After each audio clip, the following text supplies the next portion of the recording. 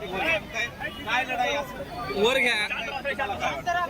बघा, जरांगे तलवारी जरांगे पाटलांच्या मागण्या आणि त्या मागण्यांची फार विपत झालेली आहे. कारण जरांगे पाटील ज्या मागण्या करत होत्या अधिकार नाही, कायदेशीर आहे.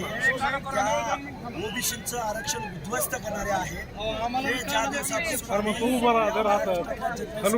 लागलो सांगायला लागलो त्या दिवसापासूनच जरांगेनी आपला आरक्षणाचा अजेंडा भाषणात गुंडाळून ठेवलाय. आता ते राजकारणाची भाषा बोलायला लागले की 288 वगैरे जागा अजिबात लढणार नाही.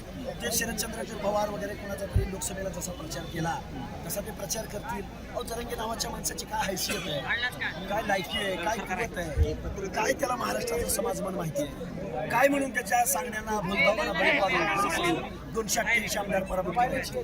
त्यामुळे जरांगे पाटील नावाचं एक भूत थोड्या दिवसासाठी महाराष्ट्राच्या मुख्यमंत्र्यांच्या मानगुटीवर बसलेलं होतं. ते आता भूत इथून पुढे उतरलेलं असेल.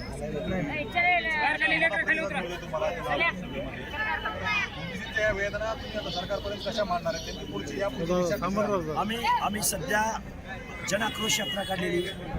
जनआक्रोश यात्रेच्या माध्यमातून आम्हाला प्रत्येक विभागामधून, प्रत्येक तालुक्यामधून, प्रत्येक जिल्ह्यामधून, खानदेश, मानदेश, विदर्भ, मराठवाडा, कोकण, हर एक भागामधून आम्हाला जिल्ह्याच्या लेवलला मोठमोठे मेळावे होत आहेत. सांगलीला 11 तारखेचा पूर्वी मेळावा होत आहे. आज आम्ही इथं सभा झाली. आता धारूरला सभा होती संध्याकाळी.